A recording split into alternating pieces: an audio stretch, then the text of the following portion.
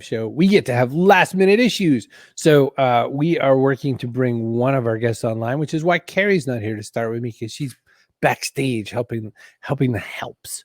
But boy, we've got some stuff today. We're a musical episode today. We have Cellista.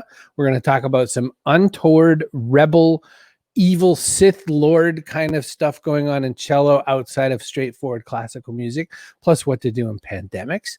We have Mark Braun, who's possibly going to tickle the ivories if we can wire up his studio into us. It's a day over here at the Backpack Show.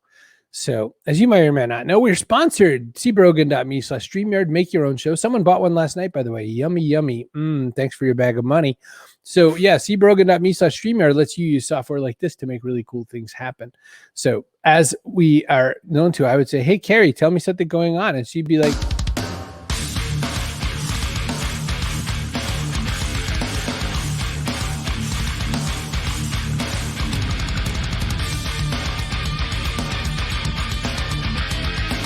Backpack Show. And John has to leave. I mean, this whole thing is just coming apart at the seams. But no, it's a musical episode this time. And the reason is because, you know, there's a lot of, the show's all about business insights, right? It's business success, business insights. We're looking for what's going on. And we're looking for what's going to make it, you know, interesting for you. And so as I was roaming around saying, hey, find me some cool, interesting people, I don't know how many people said all at the same time. Basically, you've got to grab the Cellista. She does some cool stuff. She is known for collaborating and making all kinds of things happen. She does theater. She does all kinds of, you know, productions out in the world, and also makes cello music happen. So we're going to dig in and start there. And I will say hi to all the people in the audience really quick too. Hey, my dad. Hey, Scott, how are you? Hey, Naz, how's things going in Milan? You should say hi to the Cellista. Hi. It worked so fine. Everything just happened. It's just magic how that worked. So I'm really glad to see you. Oh, also my mom came. When you were how old did you decide that this is the instrument for me? And did you play lots of different instruments, or did you start with cello? Okay, so I started a little bit late for classical music. So I was 11. Wow. Yeah, so I started on piano when I was 8. And then it was the summer before middle school, and a string quartet came into my elementary school to perform. And I remember I was like sitting on the floor next to the cellist, and I had my hand like on the floor, and I could just feel the vibration. But the cellist was like 6'4" with a huge fro and an eye patch. And I really wanted to be as cool as him. So that's why I chose cello. For the great imagery that ran with it. I think that's the best. I mean, especially at elementary school age, about 0 people go, you know what I'm going to do in my life? I'm going to play cello, and then really do it. Hey, there's Carrie. Can we test and see if we can hear Mark? I'm so sorry to interrupt you, but it's now or halfway through. It's a live show. Let's try it out. Hey, Mark. Oh no, that's not good. That's awesome. That's a no. Thanks. See, Carrie. Bet you never had a show like that before. That's not true. I play lots of noise shows, and they sound a lot like that. There you go. There you go. Gerard's hanging out on Twitter. He says he's here for the musical theme. Were you at that young an age? I mean, I'm trying to think. So my folks were both DJs, so I was into whatever was kind of pop music, and also sort of the best of the music when they were DJing. What was your musical situation at home? That, you know, that you were already learning piano and stuff like that. Like what was allowed in the house? What could you play? What's everybody's, you know, relationship with music? Walk me through. So my household is not musical. So my father is, he's a philosophy professor, and my mother is a city manager. And wow. Yeah. So like at home, they would listen to things like, it was a weird mix of like Vivaldi and then like Bob Dylan. Okay. I don't know. When I grew up, I really liked bebop jazz, but I also really, really liked my Teddy Ruxpin tapes. Right. So, straight down the middle classic tapes like that. Yeah. You know, the Wheels on the Bus and yeah, naturally. So let's jump a little bit forward. So now you're, I don't know, 13, 14, and now you're getting judged for everything. And now like you're wearing the wrong shirt someday because some other girl said you are and all that sort of thing. Music is that though too, right? Like 7th grade, 8th grade. That's when, you know, you're not cool if you're not into X. How did you navigate that sort of stuff? I mean, I don't think I cared. I just did what I did. I mean, I grew up in such a weird household as it is. I don't know if I just didn't care. Just said, that's it. I'm into the thing I'm into. Yeah. Did you march to the beat of your own drummer for quite a long time? Was that part of your artistic self or, Yeah, I think so. I mean, yeah, I just do my own thing, whatever makes sense to me. I just don't worry about it too much because I have a pretty wide expanse of music that I love. Sure. And then who is the, as you start buckling in to do the lessons, what was that work like? Because, a lot of people who are, not as musically inclined don't realize that there's such a grind to it. And there's two kinds of people. There's people who lie about doing the lessons, and there's people who love it and just play all the time, and it just stops being lessons as such. Where are you there? I mean, I feel like there's been different phases of my life with cello. So in general, I do think classical music it's a total bitch because you're just working a lot. You're just sitting in a room practicing. You're constantly self-critiquing. You're having other people critique you. You're having your peers critique you. You're never good enough. And yet you keep doing it. So it's a completely psychotic sort of experience. When I went professional, my relationship to the cello really changed because it became my job. And Gotcha. So it's very easy to kind of burn out, get kind of numbed out because, you're gigging like you have to have at least 7 gigs a week, right?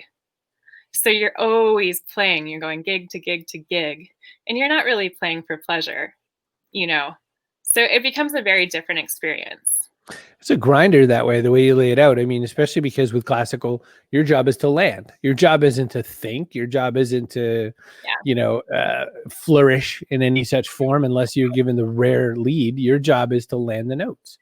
Yeah. Can we try one more time? And then I'll go away and not come back. Yeah, I'm not talking to you anymore this whole episode. It. You have to. Ready? Stop it. Okay, Mark, say something. No, but at least it's not staticky. All right. I'll call that progress. Thanks. You're welcome.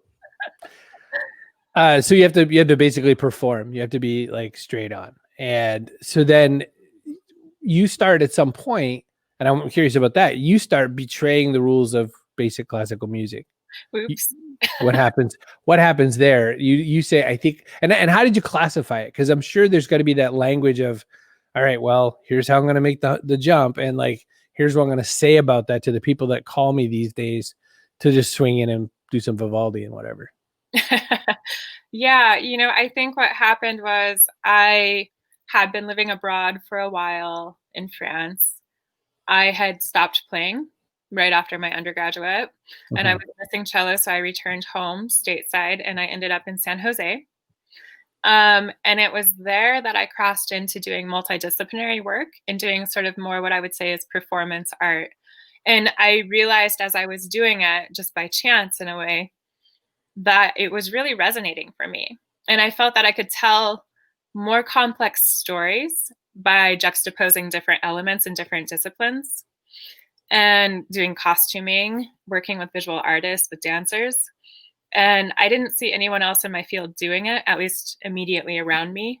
So it was sort of a lonely, strange, but very rewarding experience. And that's when I definitely left the flock.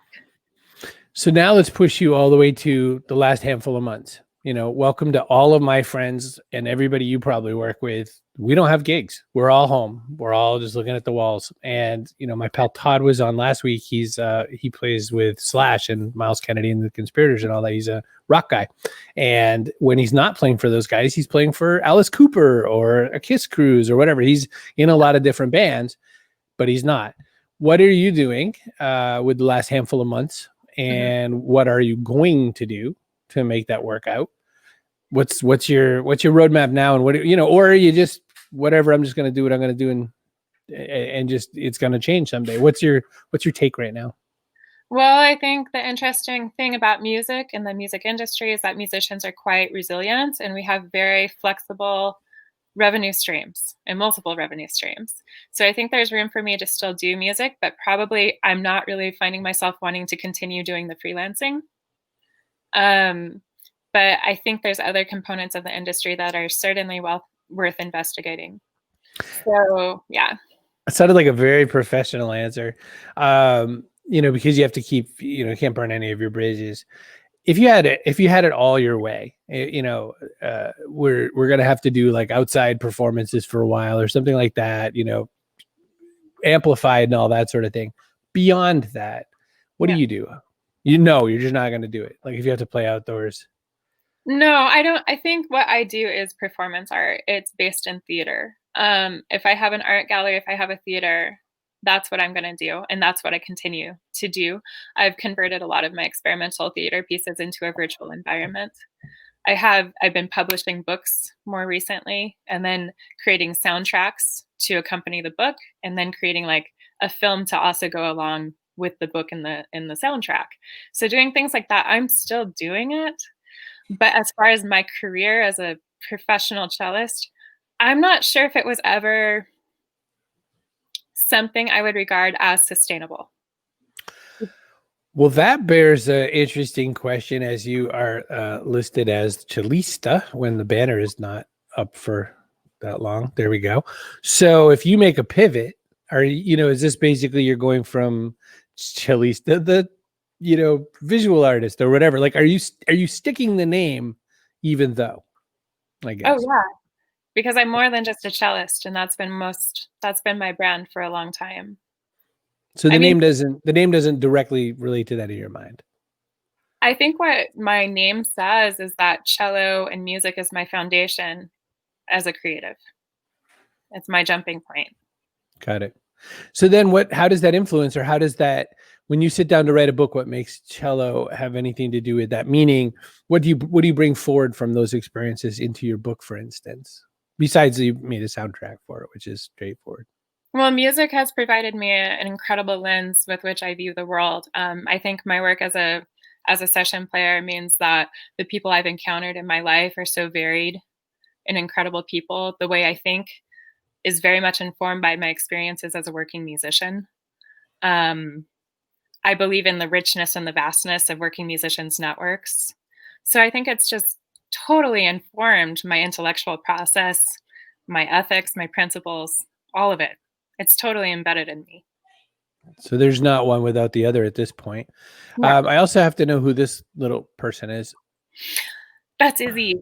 That's my my foster fail. Izzy. Sounds cute as heck. In the new kinds of works and doing the virtual and all that sort of a thing, how far does it go beyond just a distance medium, or what do you start to think about creatively to say, all right, if we're all at these different places, what else can I add to the storytelling? What's there in your head for that? Yeah, so I think in a virtual world, there's lots of different components you can explore, especially as a multimedia artist. So when I'm thinking, music's my base, but also just using elements of filmmaking to inform my virtual environment. So I tend to not do live stream concerts because I do not think they convey my message very well. Mm-hmm. But I'll put together a film with a film editor. So I'll compile things, I'll write a treatment, we'll make it happen. And we'll kind of mix that with like live and pre-recorded. And so I think when you think a little bit more spatially and think about the way you can play with time through a virtual environment, there's a lot of opportunity. Love it. So a couple comments from people around. Scott Woodard, expanding the brand. Good move. Michelle from the United States of America. She says that she was answering Naz over on YouTube, and that's why she said that she's from the USA, but I'm just pushing on it. Defining your foundation is like knowing your backbone. And Carol points out that Izzy's also her dad's name. So, foster dog is, now related emotionally to Carol's dad. When you talk about putting together the film and all that, you are obviously quite prolific in what you're doing. What's your downtime like? Who are you when you're not Cellista-ing the verb of? What is downtime? Yeah, I thought you might say that. I like to do things. I'm busy. I like to stay busy. So I just defended my thesis for my master's degree, and just have a lot of projects. And now I'm applying for jobs and also PhD positions. So yeah, busy times. Hi. You're gonna try this one last time. Is that what you're thinking? I changed everything. So, but the thing is, they think they can't hear because they're not in the studio. So I'm going to give this a whirl. Okay. Try it Yeah, now. I can't wait. Hello. Good morning. Good morning. Hello. Hi. I'm so Do we sorry. hear you? Yes. Stay right there because Cellista was finishing up her segment. So you're not allowed to leave. Yeah, Or now we're touch just sticking you on. Can I At just all. apologize very briefly? I'm sorry, Cellista. Sorry for all this. Sorry, Chris and Carrie. Happy to be with you when you're ready. It's all good. It's all good. I'm actually just gonna thank Cellista for all of the information, and we had one last kind of question about, you know, in putting things like the films together and all that. What's the last important thing to know about collaborations? Oh my golly. Yeah, so collaboration. I think that's something you really grapple with doing multimedia art. What I've noticed is that the less I task my artists, the better they do. So as long as there's a very strong vision that overrides the creative process, and you give some parameters and tell people have at it, the strength of the vision should protect the integrity of the project. So I think that's my collaboration. I leave people alone, but the vision's strong. I like it. Naz asked the question, do you play? Oh, sorry. I forgot your. Do you plan on teaching in the future? Yeah, I teach already. She teaches already, Naz. Are you looking to pick up some cello skills? Oh, all right. Like business consulting with emerging artists. Well, I'm going to ask you to sit by. We're going to talk to Mark a little, and then we're also going to go from there. I don't even know if Mark's... Are we back on, Mark, here? Mark. Hey. Oh, you took him. Did you take him away or did he disappear? I didn't touch it. They did it. You know what? I'm good. Well, another time. Well, Mark really tried. He drove for an hour to be in the studio, and I feel really drove for an hour. Anyway, we'll talk about that offline. Okay. But bear in mind, this was so fun, even with just Cellista. Plenty of fun right there. So I don't know what to do. Here's what I would do if I worked for you, which I do. I would ask Cellista the backpack question now, just in case, and then I'd give it one more try. Let's do it. All righty. I'm gonna have to add some things to our email for next time. So the whole idea of the backpack is really simple. We're building on unsolid ground right now. Everything is shifting sands. We don't have any kind of lockdown anything. So basically, what worked doesn't, and we have to kind of move ourselves forward. We have to think, rolling forward. And the question is this: what would you tell people to put in their backpack that's going to serve them well over the next 5 years for their business insights, their life insights? What are they going to need to navigate the next 5 years? This is a lot of pressure. It is a lot. I feel like I'm doing a recital and I'm like walking on stage and my teacher's like, don't fuck this up, Brea. And I'm like, I don't know. This is my recital. I think it's very vital to rock. That's right. I have lyrics for everything. You know what? I think what I would suggest, because this is what I do for my stuff, just bring a journal. You can write your business plan. You can write your goals. You can write your hopes, your dreams, your frustrations. You can burn it. You can tear it. I don't know if you can eat it, but it's there for you. And I think that's a really good asset. I feel like you can eat it. Isn't that what Wassa fiber crisps were made out of? It's like paper. Old basically. Journals. Yeah, old journals. All right, I'm going to bring Mark in, but Cellista, can you stay? Because people have more questions for you. Yeah. So they have more questions. And I'm nervous. Hi, Mark. Can you hear? Yes, I can. Hey. Touch nothing. Touch nothing. So, Adjust Mark, nothing. Jazz, blues, and boogie-woogie pianist and philanthropist who drove an hour to be in the studio today so he could have access to a piano. You could have done this in your underpants in your bed with a cell phone. It would have worked just fine. Carol, Cellista, you do so much and seem so energetic. How do you keep your energy up and avoid burnout? Crack. Crack. It's really Okay. I'm a long distance runner. I run all that stress out. I just Oh, don't you dare go anywhere, Mark. Don't you dare go anywhere. don't go anywhere. You're live. The people are watching, so don't go away. So you're a long distance runner. Yeah. You don't Are take you a the cello slow with long you. distance runner, and are you like a trail kind of runner? I love trail running. Trail running is amazing. It's my favorite. love it. Yeah. Back when I ran, but I gave that up for Lent. All right. Mark Braun, we did this. We somehow we made it work. Somehow we made it through the wilderness. I didn't know how lost I was. So you do all kinds of things. And the way someone pitched you to us was that you made a portable piano rig. And I found that fascinating enough as it was. But as we already had like a legendary artistic cellist on, we figured what better to have also boogie-woogie music. But you're studioed. You could actually play a note or two. Like you could sing for your breakfast. At this point, I will do anything I can do to cheer anyone who's within shots. So we've all performed live, though. We've all had this gig. I had a presentation. You know why I don't use slides? I had a presentation in Orlando, Florida, where my slides were being controlled by the guy across the hallway. And so I made it into a bit. I just said, let's wait and see what else he wants to pull up. And I read my This slides. happens, though, the whole like dance for me thing happens no matter what your job is. Because I worked at a bakery when I was 13 up until I was 23. And I went to dinner at someone's house and they literally said, okay, now time for dessert. You can make the donuts. And I was like, ha, ha, ha, ha, ha. And they're like, what? No, we're serious. Make donuts. I'm gonna make donuts. Oh, let me just do that for you. Let me just roll in my fryer later. Like I need a flatbed like Mark has, but instead of a piano, I'd put a fryer later on it. If I can make some metaphoric donuts for you folks now after what I've done to you, I will. Oh, no, it's all good. I'll drop them in the fryer. Everybody, there's a 15-minute documentary about Mark and his Mr. B's Joybox Express, which is the portable piano he brings around, and that his nonprofit benefits children's programs. So very excited. But yeah, play something. Cellista was like, nah, it's too early. I'm not doing that.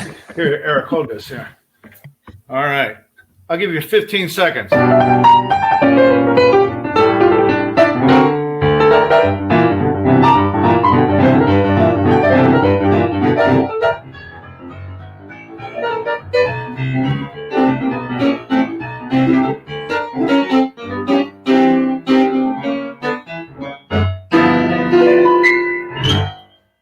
I'll take it. All right. Wow. It was really good. Yeah. Well, thank you. It was really short. Well, you know, Vivaldi, I'm touching a button. Vivaldi, the boogie-woogie version is what Gerard says. So, all right. I don't know how much you were able to hear while you were back there, but Cellista mashes up all sorts of different genres and plays all kinds of different music, does all sorts of unusual things. Do you do that? You've got blues and jazz and boogie-woogie. How much of a kind of melting pot is your music? Oh, well, I mean, it has limitations. I'm kind of just very generally involved in, what people call jazz music, That was a terrific question. No one's ever asked me that. In other words, I'm not playing any classical music. I'm not playing folk music from Romania. I'm playing mostly from 1920s songbook, through the Harlem Stride School, traditional Southern blues and boogie-woogie piano, bebop, modern jazz, that lexicon all through there. Yeah. It's interesting because in both cases, both your kind of musical anchor points are a lot more out of fashion with popular music today.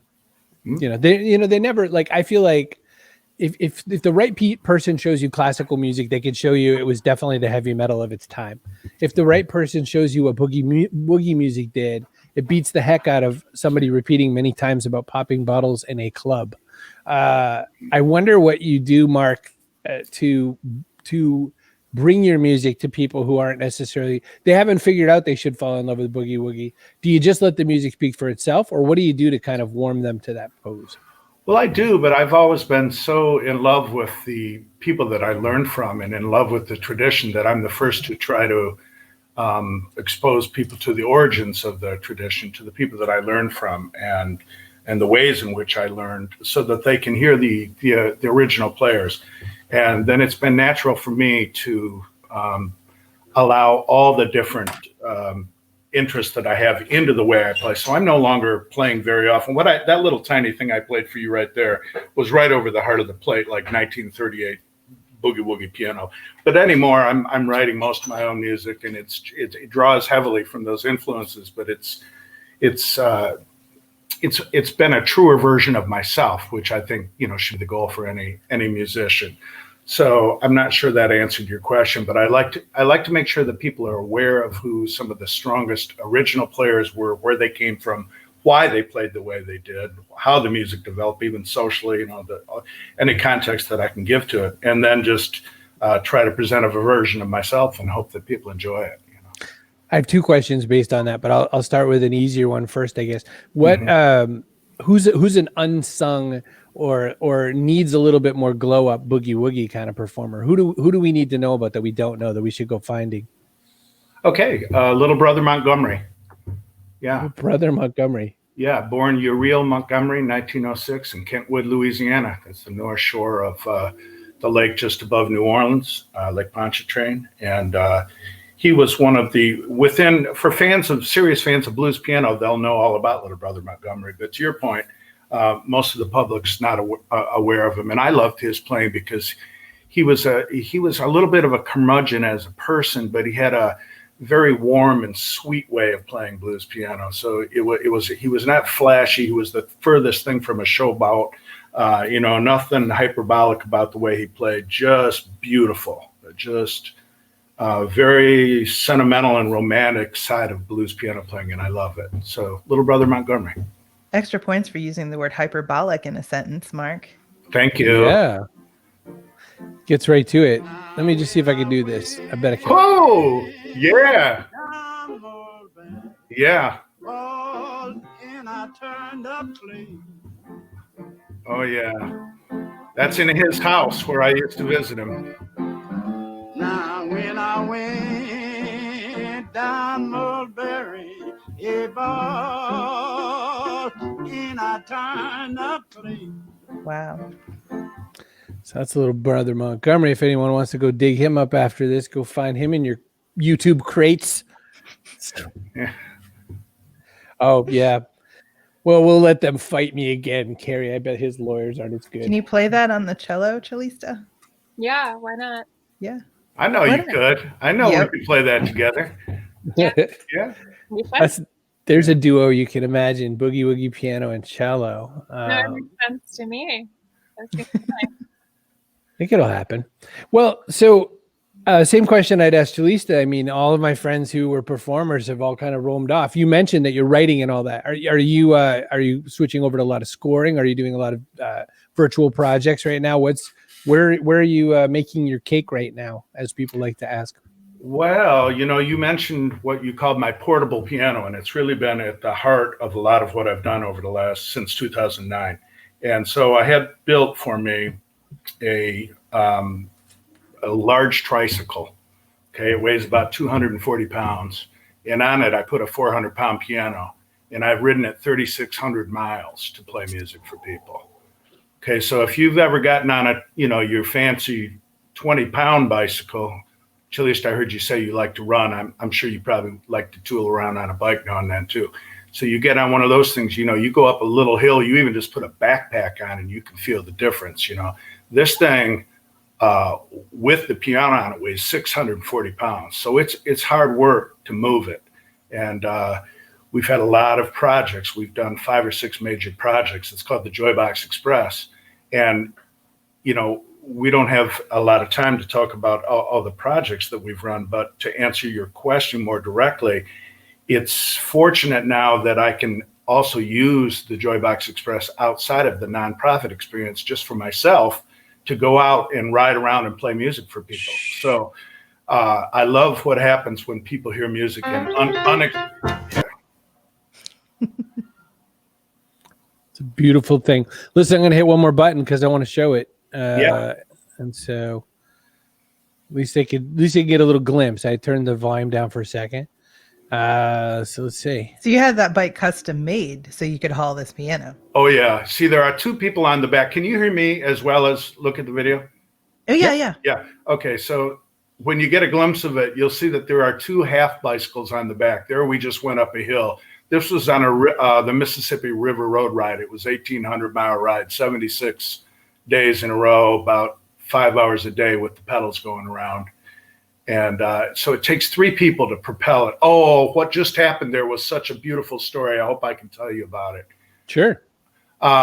So, I planned this thing for years. We did, our board of directors, and the many people planned this trip. And we had just left Lake Itasca State Park in Minnesota on our way to New Orleans. And we weren't on the bike for 2 minutes and we took a wrong turn. And we were on dirt roads and we were going up hills. And the guys on the back of the bike had never ridden on the back even before we started the whole trip. And I told them, man, get ready. It's not going to be easy. There are going to be times when, it's going to take everything you got and then some. And we're, as I say, already lost on dirt roads, which we never intended to be. And we were approaching a large hill. And I said, man, I don't think we can make this hill. We're going to be dead in the water. We've been gone for 3 minutes. And this station wagon pulled up behind us. And these 2 little kids jumped out, ran up to us, put their hands on the back of the bike and pushed us up this hill in the middle of nowhere. And, it wasn't lost on me that the purpose of the trip was to support kids' access to art and athletic endeavors and opportunities. And here, flip the table and they just literally pushed us up the hill, and that was just one of 1,000 stories I could tell you about just that trip alone. But the piano bike and the effort that it takes to ride it, has again and again and again just really spurred people's their need to give, and not just to receive but to give back, because the effort that we're showing is really a catalyst, I think, in people's minds to kind of dream their own dreams. And just all these people saw us on these trips and they see that if this is possible, really any ambition can come to light. It's really that simple. What else could they get an done? Important point, but the piano didn't like the ruddering on the dirt road. Oh, it doesn't like it at all. It's always out of tune. It's a hard life for that piano. But wouldn't people be just as happy if the Joybox Express was a motorized scooter? Like, you really put yourself through a lot. No, they would not be. They wouldn't be. They want to see maybe in some instances, Carrie, but a lot of people really warm to seeing, what has happened, like how hard we worked to get to them, what we did to be there. And the fact that I'm not playing, a 12-pound toy piano, I'm playing a real instrument that sounds like a real instrument and feels like one. And then you can hear from 30 feet without amplification. We never use amplification. We're always just playing at a natural volume so that people come close and hear us the way a piano is intended to be heard. So, yeah. All right, I hear that. Listen, we got to do something that I almost forgot to do because I only started it fairly recently, which is the person of the day. And it's good to have a person of the day. I think we're going to grab Naz from over in the lands of Milan because, he got all excited about everything going on. It was a real tight toss-up, though, so I think Gerard better come back another time because I want to make him it. But sorry, Naz, you're it. You're the person of the day. That entitles you to one apple if you can find one in a store. You can get one anywhere you want to get it. Help yourself. I want you to feel good about yourself. Reminder also that we're sponsored. cbrogan.me/StreamYard. Get some, make your own show. It'll work. So listen, Mark, we have to ask you a question we asked Cellista, which is, this world is shifting. There's nothing solid, nothing set in stone. You have a backpack. I know it's on the back of your tricycle, but what will you put in the backpack to succeed for the whole next 5 years? What do you think? Ooh, my imagination. That was quick. Yeah, it's all I have. It's all quick. Any of us really have. It's important. Yeah, yeah. I'll take it. That was so fastly said. So not an avocado. Not an avocado. Well, an avocado in my imagination. Thank you both for being on, and special thanks to Carrie for going and kind of helping navigate with Mark and the engineers. It was we got you in here. We made it happen. So go to cellista.net and all that. By the way, my grandmother played a little bit of boogie-woogie piano. She was known for it. She tried to